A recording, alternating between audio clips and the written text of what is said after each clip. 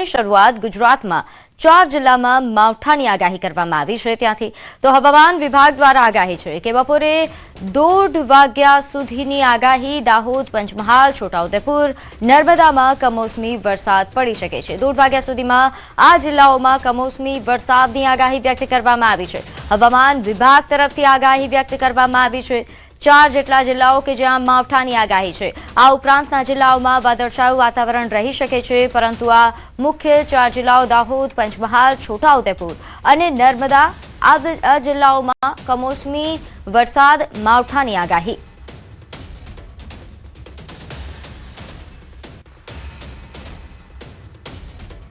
નોંધનીય છે કે હાલ દાહોદ જિલ્લામાં વાતાવરણમાં એકાએક પલટો નોંધાયો છે। વહેલી સવારથી જ આકાશમાં કાળા વાદળો છવાયા હતા અને વાદળછાયા વાતાવરણ વચ્ચે ધીમી ધારે વરસાદ વરસ્યો। કમોસમી વરસાદના કારણે રવિ પાકને નુકસાન થવાની ભીતિ સેવાઈ છે, તો વાદળછાયા વાતાવરણ સાથે ઠંડા પવન ફૂંકાતા ઠંડીનો અહેસાસ પણ વધ્યો છે। તો વધુ વિગત સાથે મારી સાથે સંવાદદાતા સૌરભ જોડાયા છે। સૌરભ, દાહોદમાં હાલ કેવા પ્રકારનું વાતાવરણ અને કયા કયા વિસ્તારો અસરગ્રસ્ત? બિલકુલ કહી શકાય કે દાહોદ જિલ્લામાં એકાએક વાતાવરણની અંદર પલટો જોવા મળ્યો હતો। હાલ જે દાહોદ જિલ્લાના અમુક વિસ્તારોમાં ઝરમર વરસાદ વરસી રહ્યો છે। આકાશમાં કાળા ડિબાંગ વાદળો છવાયા હતા અને વાદળછાયા વાતાવરણ વચ્ચે ધીમી ધારે વરસાદ પણ વરસ્યો હતો। જો કે કમોસમી વરસાદને લઈને હાલ રવિ પાકના ખેડૂતોનો ચિંતા વધી છે અને વાદળછાયા વાતાવરણ છે જે ઠંડા પવનો ફૂંકાતા પણ ઠંડીનો પણ અહેસાસ વધ્યો છે। જી, અને ખાસ કરીને કયા એવા વિસ્તારો છે કે જ્યાં માવઠાની પરિસ્થિતિ સર્જાઈ છે? બિલકુલ કહી શકાય કે હાલ દાહોદ, ગરબાડા સહિતના જે આજુબાજુના વિસ્તારો છે તેની અંદર જે વધુ વરસાદ જોવા મળી રહ્યો છે। સવારથી લઈને જે ઝરમર વરસાદ ચાલી રહ્યો છે અને આજે ગરબાડા, દાહોદ, ઝાલોદ અને એવા વિસ્તારો છે ત્યાં વરસાદ જોવા મળી રહ્યો છે। જી, આભાર માહિતી આપવા બદલ। તો પંચમહાલ જિલ્લામાં પણ કમોસમી વરસાદ। અહીં હાલોલ, પાવાગઢ અને ઘોગંબામાં માવઠું નોંધાયું, તો પૂર્વ વિસ્તારના વાતાવરણમાં પલટો નોંધાયો છે। છાંટા સાથે વરસી રહ્યો છે અહીં કમોસમી વરસાદ। ચોમાસા જેવા ઘનઘોર વાદળો સાથે જ વાતાવરણ ઠંડુગાર બન્યું છે। જનજીવન માટે સર્જિત વાતાવરણને પગલે કઈ ઋતુ છે એ જાણવું મુશ્કેલ થઈ ગયું છે। ત્રેવડી ઋતુની અસર વચ્ચે ખેડૂતો અને માંગલિક પ્રસંગોના આયોજકો હાલ ચિંતિત બન્યા છે।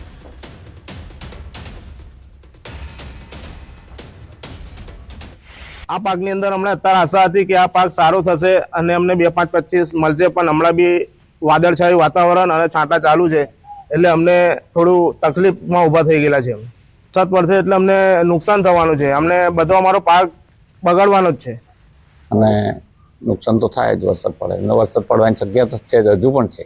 વાદળ તો છવાયેલું જ છે। સવારે વહેલા વરસાદ પડી ગયો, સવારથી જ છે વાદળ, વરસાદ આવવાની શક્યતા છે જ, એટલે નુકસાન તો થશે જ। ખેડૂતોને જ નુકસાન ભોગવવું પડે। તો છોટાઉદેપુરમાં પણ લગ્ન પ્રસંગમાં વિઘ્ન બન્યો છે આ કમોસમી વરસાદ। છોટાઉદેપુરમાં વાતાવરણમાં પલટો નોંધાયો। વહેલી સવારે ગાજવીજ સાથે માવઠું પડ્યું। બોડેલી, ઢોકલિયા, અલીપુરા સહિતના આસપાસના વિસ્તારોમાં કમોસમી માવઠું નોંધાયું। લગ્ન પ્રસંગમાં મંડપ પલળી ગયા હોવાના દ્રશ્યો સામે આવ્યા।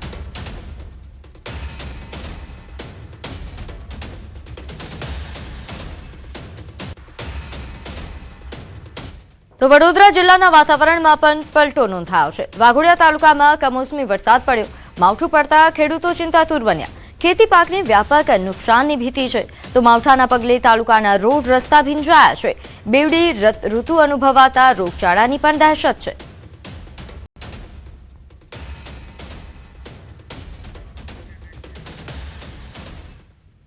સમાચારમાં આગળ વાત કરીએ, રાજ્યમાં લગ્ન નોંધણીના નવા નિયમો જાહેર। વિધાનસભા ગૃહમાં નિયમ 44 હેઠળ નાયબ મુખ્યમંત્રી હર્ષ સંઘવીની જાહેરાત। લગ્ન નોંધણીના નવા નિયમો પર નાયબ મુખ્યમંત્રીએ પ્રતિક્રિયા આપી। કહ્યું, સૂચનો આપવા માટે 30 દિવસનો સમય છે। કોઈ પણ વાંધાજનક લાગે તો અરજી કરી શકો છો। પ્રેમ એ દુનિયાનો સૌથી મોટો પવિત્ર સંબંધ છે। માતા પિતા દીકરીને હેરાન કરશે તો નહીં ચાલે। કોઈ ખોટું કરે તો કાયદાકીય કાર્યવાહી કરાશે। ટપોરીઓને પકડીને કાયદો પણ ભણાવાશે, તેવા પ્રકારનું તેમનું નિવેદન। નોંધે છે કે હાલ લગ્ન નોંધણીના નિયમો કે જેની જે રજૂઆત છે પહેલા થઈ ચૂકી હતી અને આખરે હવે તેની જાહેરાત કરી દેવામાં આવી છે. રાજ્યમાં લગ્ન નોંધણીના નવા નિયમો જાહેર કરવામાં આવ્યા છે, જેમાં સૌથી મહત્વપૂર્ણ નિયમ એ છે કે માતા પિતાની હાજરી લગ્ન નોંધણી વખતે ફરજિયાત કરવામાં આવશે. ત્યારે હાલ આ નવા નિયમોને લઈને 30 દિવસનો સમય પણ આપવામાં આવ્યો છે. કોઈ પણ વાંધાજનક લાગે તો અરજી કરી શકે છે. આ લાખો માતા પિતાઓની વેદનાને, એમના હૃદયના જે વિચારો અને માંગણીને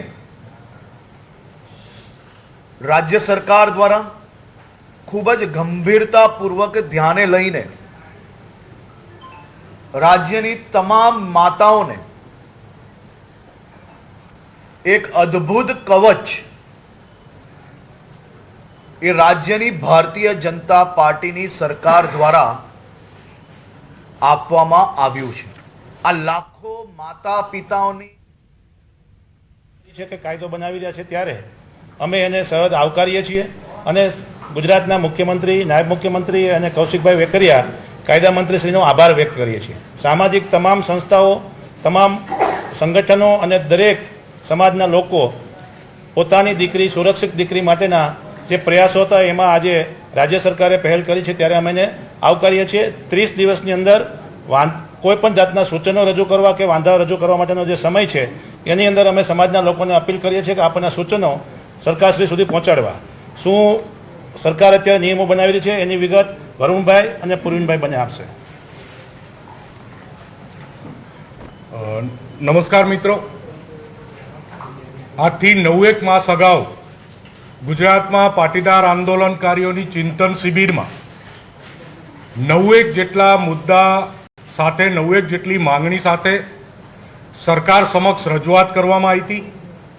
એમાંની ઓનલાઈન ગેમ્બલિંગ ઉપર પ્રતિબંધ સહિતની 7 જેવી માંગણીઓ ગુજરાતની સરકારે અને કેન્દ્ર સરકારે પૂર્ણ કરી દીધી હતી. 8મી માંગણી ભાગેડુ લગ્ન પ્રથાના કાયદામાં સુધારો આવે, મેરેજ રજિસ્ટ્રેશન એક્ટમાં સુધારો આવે, એ માંગણી ઘણા ટાઈમથી પેન્ડિંગ હતી.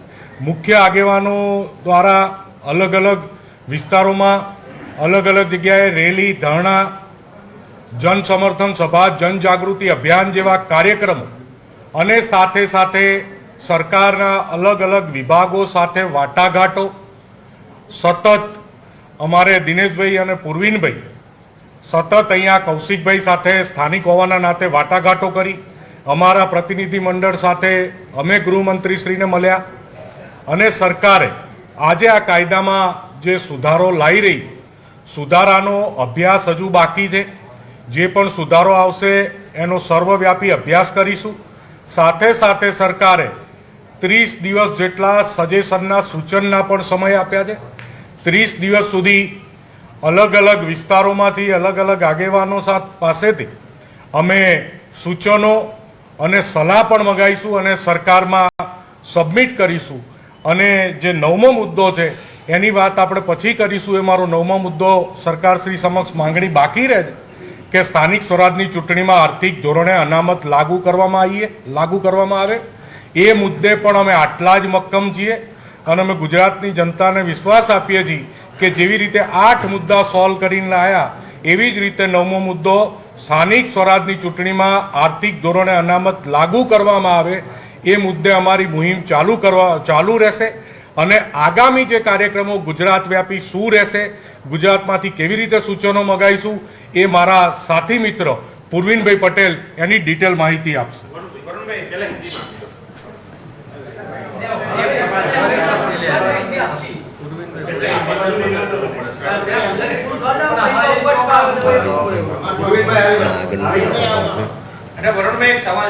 પછી સવાલના જવાબ હું આપી દઉં તમને બધા.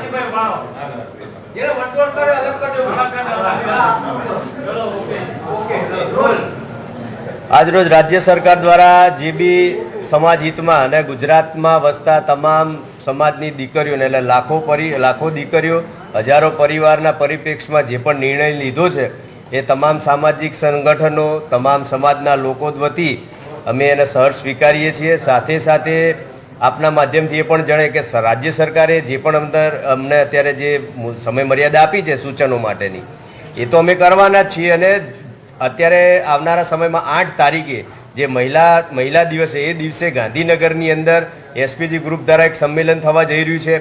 તમામ જુદા જુદા વિવિધ તાલુકા જિલ્લાઓમાં અમે સંમેલનો કરવાના છીએ. રાજ્ય સરકારે તો આપણા હિતમાં નિર્ણય લીધો છે, પણ સામાજિક આગેવાન તરીકે અમારા સંગઠન વતી અમારી પણ ફરજ છે કે સમાજની અંદર જાગૃતતા લાવવી. એટલે આગામી સમયની અંદર અત્યારે જે પણ જે સુધારા થયા છે, જે બી નવા સલાહ, જે બી સૂચનો મળ્યા છે, એ અમે સમાજની વચ્ચે મૂકીશું. અને સાથે સાથે નજીકના દિવસની અંદર અમે જે રીતે 28/6/2025ના રોજ અમે જે ચિંતન શિબિર યોજી હતી, એવી જ રીતે ગાંધીનગરની અંદર એસપીજી ગ્રુપ અને પાસના જે અમારા મિત્રો છે, અમારી અધ્યક્ષતામાં તમામ તો જે પણ આગેવાનો દ્વારા લગ્ન નોંધણીના નિયમોમાં ફેરફાર કરવા માટે રજૂઆત કરવામાં આવી હતી, આખરે આ રજૂઆતોને માન આપીને આ નવા નિયમો જાહેર કરવામાં આવ્યા. આજે જ્યારે આ નવી પદ્ધતિઓ, નિયમો જ્યારે આપણે જાહેર કર્યા છે, એ પદ્ધતિમાં કોઈ બી યુવક યુવતીને એવું લાગતું હોય, માતા પિતાને એવું લાગતું હોય, કોઈ બી સામાજિક સંસ્થાને એવું લાગતું હોય કે આમાં આ નિયમ ઘટાડવો જોઈએ, કે આ નિયમ હજી વધુ કડકાઈ કરવી જોઈએ, તો એના માટે 1 મહિનાનો સમય લોકોને પોતપોતાના વાંધા કે સૂચનો આપવા માટે રાજ્ય સરકારે નિર્ણય લીધો છે.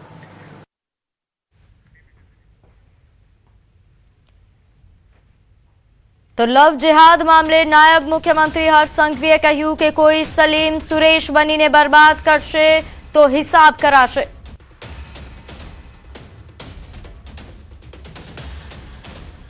કોઈ સલીમ સુરેશ બનીને મારા રાજ્યની દીકરીઓને, ભોલી ભાલી દીકરીઓનું જીવન બરબાદ કરવાની કોશિશ કરશે તો એક લોકોને શોધીને એનો હિસાબ કરવામાં આવશે. તો રાજ્યમાં લગ્ન નોંધણીના નવા નિયમો જાહેર કરવામાં આવ્યા છે. લગ્ન નોંધણી સુધારા વિધેયકને પ્રતિક્રિયા આ વિધેયકને લઈને આપવામાં આવી. જે પ્રમાણે ગૃહમાં વાત કરવામાં આવી, ગુજરાતના લોકો પાસેથી સૂચનો મગાવવામાં આવ્યા. ગુજરાતના લોકોની જેવી અપેક્ષાઓ છે, અમારી પણ જેવી અપેક્ષાઓ છે, આ કાયદો બને એ અપેક્ષા મુજબનો કાયદો બનાવવામાં આવે. કે જે પ્રમાણે ગુજરાતના લોકોની અપેક્ષાઓ મુજબનો જો કાયદો આવશે તો અમારા ગાંધીનગર નિવાસ સ્થાનેથી વિધાનસભા ભવન સુધી પગે ચાલીને માનનીય મુખ્યમંત્રીશ્રી અને નાયબ મુખ્યમંત્રીશ્રીની પાઘડી પહેરાવીને એક વિરોધ પક્ષનો ધારાસભ્ય હોવા છતાં અમે એનું સન્માન કરશું. દીકરીને માતા પિતાની લાગણીઓની જરાય પડી નથી હોતી. બીજું, કેટલી બધી દીકરીઓ એવી હોય છે કે અયોગ્ય યુવાન સાથે લગ્ન આવી રીતે કરી લેતી હોય છે અને પછી જીવનભર એ ફસાતી અને રડતી હોય છે. આવું ન થાય એટલે માતા પિતાની ફરજિયાત મંજૂરીની જે વાત કરી છે એને ખરેખર આખું ગુજરાતમાં જેટલી પણ બેન દીકરીઓ વિશ્વ ઉમિયાધામ સાથે જોડાઈ છે બધા જ એને વધાવે છે અને ખૂબ ખૂબ અભિનંદન સરકારશ્રીને આપે છે. યુવાન દીકરીઓને ભગાડી જવાના જે કિસ્સાઓ છે એના પર જરૂરથી રોક લાગશે અને આવી મા બાપને પણ આઘાત પહોંચાડનારી પ્રવૃત્તિઓ અટકશે, કોઈની જિંદગી બરબાદ થતી અટકશે. એટલે સરકાર આ બધી બાબતના સુધારાને આવે એ આવકાર્ય છે અને ગુજરાત ક્ષત્રિય સભાના પ્રમુખ તરીકે અને સમાજના કાર્યકર તરીકે આ સૂચિત સુધારાઓને હું આવકારું છું. આગળ વાત કરીએ પાટીદાર અગ્રણી જયરામ બાપાની ટકોર બાદ ગીતા પટેલે પ્રતિક્રિયા આપી. કહ્યું કે સમાજના મંચ પરથી થોડું બોલવામાં ભાન રાખવું જોઈએ. સ્ત્રીઓ શણગાર પતિના બજેટમાં જ કરે છે. સમાજના મંચો પરથી ભાષણબાજી કરી છૂટી જવું એવી આગેવાની કરવાની કોઈ જરૂર નથી. ખાલી તમે તમારું મન ચાહ્યું ને એમ કહી દો કે મહિલાઓને તૈયાર થવાના ઘોડા ઉપડ્યા છે. તો સ્ત્રીનો એક શણગાર છે અને સ્ત્રીઓ હંમેશા પોતાના પતિ જેટલું કમાતા હોય એ બજેટમાં જ ચલાવીને કામ કરતા હોય છે. અને કદાચ સ્ત્રીઓએ થોડો શણગાર કરી પણ લીધો તો એમાં સમાજને કંઈ વાંધો પણ ના હોય. દરેક સમાજની મહિલાઓ ઉપર તમે શણગાર ઉપર કેવી રીતે ટિપ્પણી કરી શકો? શણગાર સૌંદર્ય એ તો સ્ત્રીઓનું એક ઘરેણું છે અને એવું નેચરલ પણ હોઈ શકે, એવું કંઈ જરૂરી નથી. પણ તમે ઘોડા ઉપડ્યા છે એવા શબ્દોના ઉપયોગ મહિલાઓ માટે ન કરવા જોઈએ. તો આ તરફ પાટીદાર અગ્રણી જયરામ બાપાની ટકોર બાદ રેશમા પટેલે પણ પ્રતિક્રિયા આપી. કહ્યું કે આપણને સારું લાગે એવો શણગાર કરવો એમાં કોઈ ખોટી વાત નથી. આપણી યથાશક્તિ પ્રમાણે તમે ફેશનને કેરી કરો છો, તમને સારું લાગે એવું કરો છો તો એમાં કોઈ વાંધો નથી હોતો. એટલે કહેવાય ને કે પાતળી એક ભેદરેખા છે શૃંગાર અને ફેશન વચ્ચેની, એ દરેક મહિલાઓએ સમજવાની જરૂર છે. આંધળું અનુકરણ કરી અને સારા દેખાવાના બદલે આપણે ઘણી બધી વાર ખૂબ જ વિયર્ડ દેખાતા હોય છે, તો હું માનું છું કે એ ખુદ મહિલાએ સમજવું પડે. આગળ વાત કરીએ જૂનાગઢમાં ગિરનાર રોપવે વહેલી સવારથી બંધ. ગિરનાર પર્વત પર હાલ ભારે પવન ફૂંકાઈ રહ્યો છે. ભારે પવનમાં રોપવે ચલાવવું મુશ્કેલ છે. યાત્રિકોની સલામતીને ધ્યાનમાં રાખીને આ નિર્ણય લેવાયો છે. પવનની ગતિ સામાન્ય થાય તે બાદ રોપવે કાર્યરત કરવામાં આવશે.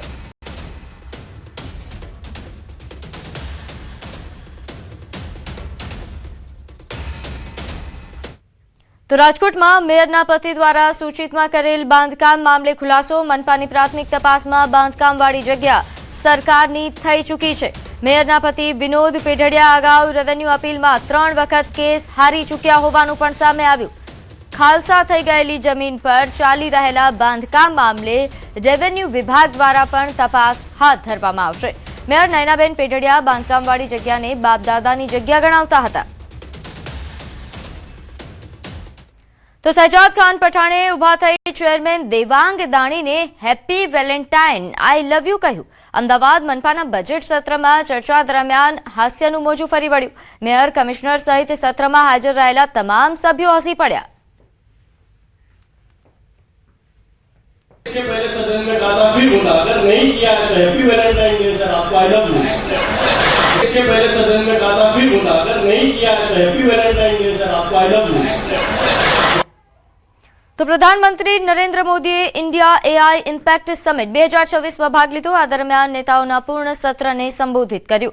પીએમ મોદીએ કહ્યું એઆઈને ખુલ્લું આકાશ આપવું જોઈએ અને તેની કમાન્ડ પોતાના હાથમાં રાખવી જોઈએ. તેમણે કહ્યું, મારા મતે આ ટેકનોલોજીકલ ક્રાંતિ એ વિશ્વને આકાર આપવામાં મોટી ભૂમિકા ભજવશે. તેમણે ઉમેર્યું કે ત્યારે જ સફળ થશે જ્યારે તેનું લોકશાહીકરણ થશે, જ્યારે તે સામાન્ય લોકોનું હોય, સામાન્ય લોકો દ્વારા બનાવવામાં આવે અને સામાન્ય લોકો માટે ઉપયોગી હોય. પીએમ મોદીએ કહ્યું કે ભારત એઆઈથી ડરતું નથી, પરંતુ તેમાં ભાગ્ય અને ભવિષ્ય બંને જુએ છે. તો એઆઈનું કમાન્ડ પોતાના હાથમાં રાખવાની ટકોર પ્રધાનમંત્રી નરેન્દ્ર મોદી દ્વારા કરવામાં આવી. નોંધ્ય છે કે એઆઈ ઇમ્પેક્ટ સમિટ 2026નું આયોજન દિલ્હીમાં કરવામાં આવ્યું, જ્યાં આર્ટિફિશિયલ ઇન્ટેલિજન્સને લઈને અલગ અલગ પ્રકારની ઝાંખીઓ પણ રજૂ કરવામાં આવી હતી. દેશ વિદેશથી આ સમિટમાં ભાગ લેવા માટે અગ્રણીઓ પહોંચ્યા હતા. ત્યારે આ સમિટમાં પ્રધાનમંત્રી નરેન્દ્ર મોદીએ પણ સંબોધન કર્યું અને એઆઈ અંગે પોતાના વિચારો રજૂ કર્યા. તેમણે કહ્યું કે એઆઈથી ભારત ડરતું નથી.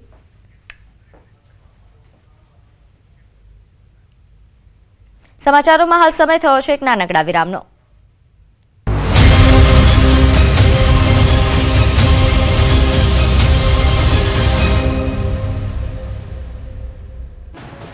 ભલે માવઠા પર માવઠાનો મારો ખેડૂતોને લાગી રહ્યો હોય, પરંતુ ધરતીપુત્રો ખુશખુશાલ થઈ જાય તેવા સમાચાર આવ્યા છે.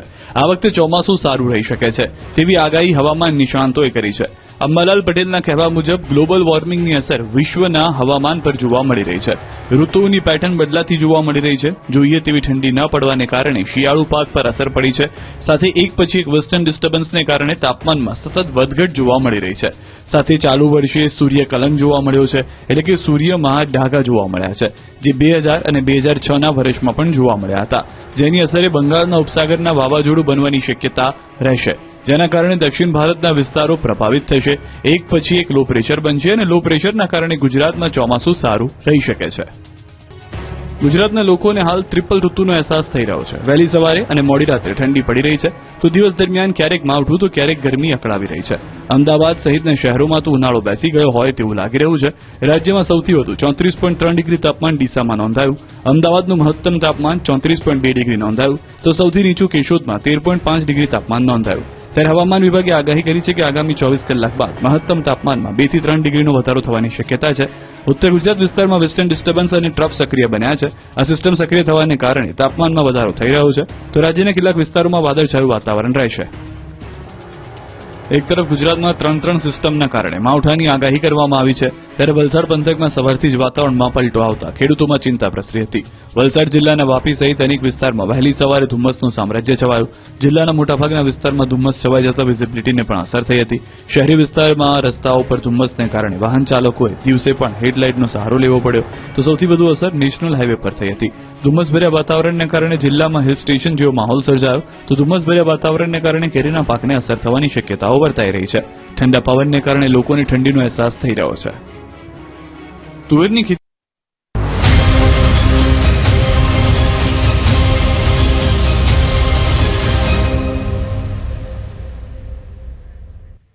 વિરામ બાદ આપનું સ્વાગત છે. આગળ વાત કરીએ સુરતની. અહીં હોળી ધૂળેટીના તહેવારોમાં મુસાફરો માટે ખાસ સુવિધા કરવામાં આવી.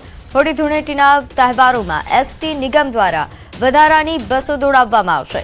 મુસાફરો માટે 1300 વધારાની બસો દોડાવવામાં આવશે. વધારાની 1300 બસ થકી 7500 ટ્રીપોનું સંચાલન કરાશે. આ વિશેષ સેવાઓ 27 ફેબ્રુઆરીથી 5 માર્ચ સુધી મળશે.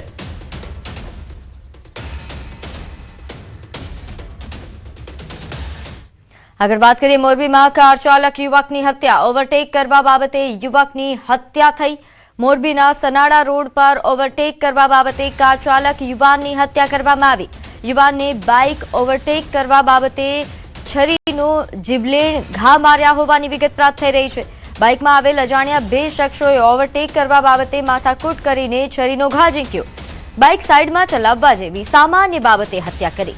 હત્યા કરનાર બંને સગીર હોવાનું સામે આવ્યું છે. મોરબી સોની સમાજમાં હાલ ઘેરા રોષની લાગણી છવાઈ છે.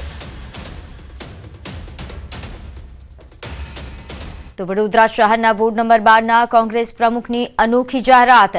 ખાડા વગરનો રોડ બતાવે તેને રોકડ પુરસ્કાર આપવાની રાકેશ ઠાકોરે જાહેરાત કરી દીધી.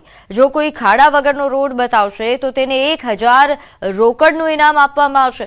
પોતાની કાર પર જાહેરાત ચોંટાડીને તંત્રની પોલ ખોલવા માટે તેમણે અનોખો પ્રયાસ કર્યો. શહેરમાં ઠેર ઠેર ખોદેલા ખાડાના કારણે નાગરિકો હાલ પરેશાન છે, જેને લઈને વિરોધ નોંધાવ્યો.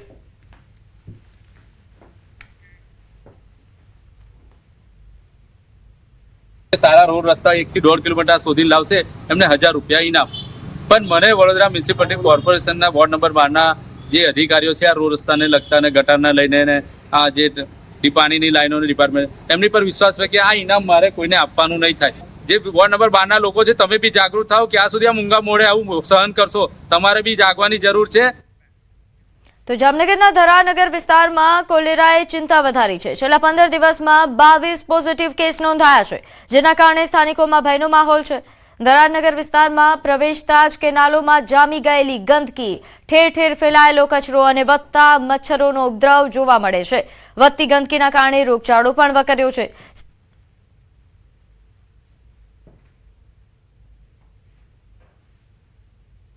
અહીંયા સતત કોલેરાના કેસ વધતા જાય છે, કારણ કે ધરાનગર 2માં ગંદકી છે તેનું પ્રમાણ ધીરે ધીરે વધતું જાય છે.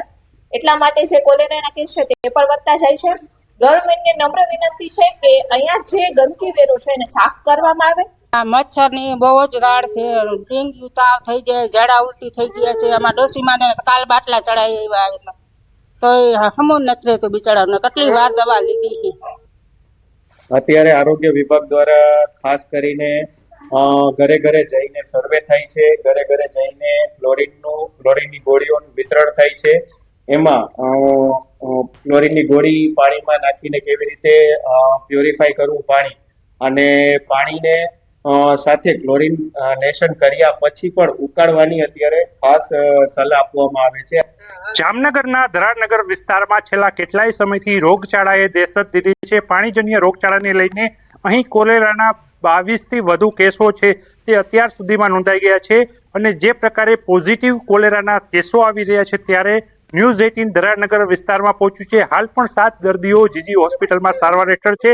ત્યારે અહીંના હું દ્રશ્યો દેખાડવા માંગીશ. ધરારનગર વિસ્તારમાં હાલ જ્યારે રિયાલિટી ચેક કરી રહ્યા છીએ ત્યારે મચ્છર છે તેનો ઉપદ્રવ અહીં ચોક્કસ જોઈ શકાય છે. જે પ્રકારે વાત કરવામાં આવે અહીંથી જે કેનાલ પસાર થાય છે આ કેનાલમાં ગંદકીના ગંજ છે તે ચોક્કસ જોઈ શકાય છે. અહીં લોકોને રોગચાળાની ભીતિ વચ્ચે આ રોગચાળા વચ્ચે રહેવા મજબૂર બન્યા છે. એક તરફ રોગચાળો માજા મૂકી રહ્યો છે અને લોકોના સ્વાસ્થ્ય સાથે ચેડા થતા દ્રશ્યો સામે આવી રહ્યા છે. કેમ રહેવું, કારણ કે મોટી તકલીફ છે આ વિસ્તારની અંદર પાણીજન્ય રોગચાળો વકર્યો છે અને કોલેરાના કેસ આવી રહ્યા છે. ત્યારે પણ જે પરિસ્થિતિ છે પરિસ્થિતિ બદતર જોવા મળી છે. ન્યૂઝ 18ના રિયાલિટી ચેકમાં લોકોએ તેમની વેદના ઠાલવી છે. કિંજલ કારસરિયા, ન્યૂઝ 18 ગુજરાતી, જામનગર. તો રાજકોટમાં છેલ્લા 3 મહિનાથી ગાજી રહેલા મેગા ડિમોલેશનની શરૂઆત થવા જઈ રહી છે. જંગલેશ્વર વિસ્તારમાં આગામી 23 ફેબ્રુઆરીથી પ્રથમ તબક્કાનું ડિમોલેશન શરૂ થશે. પ્રથમ ફેઝમાં 15 મીટરના ટીપી રોડ પર આવેલા 1400થી વધુ ગેરકાયદેસર દબાણો પર બુલડોઝર ફેરવવામાં આવશે. તો ડિમોલેશન પૂર્વે મનપાની ટીમો દ્વારા લોકોને જાતે દબાણો દૂર કરવા માટે સમજાવવામાં આવી રહ્યા છે. રાજકોટ શહેરના જંગલેશ્વર વિસ્તારમાં આવતા ટીપી રોડમાં જે ગેરકાયદેસર દબાણો કરવામાં આવેલા છે આ ગેરકાયદેસર દબાણો છે તેને સોમવારથી તોડી પાડવામાં આવશે. અને જોઈ શકાય છે કે અહીંયા એક બાદ એક જે દબાણગ્રસ્ત જે વ્યક્તિઓ છે તેમને નોટિસો પાઠવવામાં આવી રહી છે. સાથોસાથ તેમને મૌખિક સૂચના પણ આપવામાં આવી રહી છે કે સોમવારથી જે ડિમોલેશનની કાર્યવાહી છે તે હાથ ધરવામાં આવશે. ત્યારે હું આપને આ દ્રશ્યો બતાવવાનો પ્રયત્ન કરી રહ્યો છું. જોઈ શકાય છે કે દાતાર ડેરી ફાર્મ નામની આ દુકાન છે ને આ દુકાન અહીંયાથી શરૂ થાય છે. ને હું કેમેરામેનને પણ વિનંતી કરીશ કે તે આ દ્રશ્યો છે તે બતાવવાનો પ્રયત્ન કરે કે આ દુકાન છે તે પોણા ભાગની છે તે ડિમોલાઇઝ થઈ જશે. અને આ બાબતે અહીંયા જે યલો કલરના જે ચિહ્નો છે આ પ્રકારના ચિહ્નો છે તે દરેક જગ્યાએ લગાડવામાં આવ્યા છે કે આટલી દુકાન છે તે કટ થઈ જશે. જેટલા પણ દુકાનધારકો છે તેમને સમજાવવામાં પણ આવ્યું છે કે તેમની જે કંઈ પણ ચીજ વસ્તુ હોય, તેમના ફ્રીજ હોય કે અન્ય જે કંઈ ચીજ વસ્તુઓ હોય તેમને સોમવાર પૂર્વે તેઓ સ્વેચ્છાએ હટાવી લે.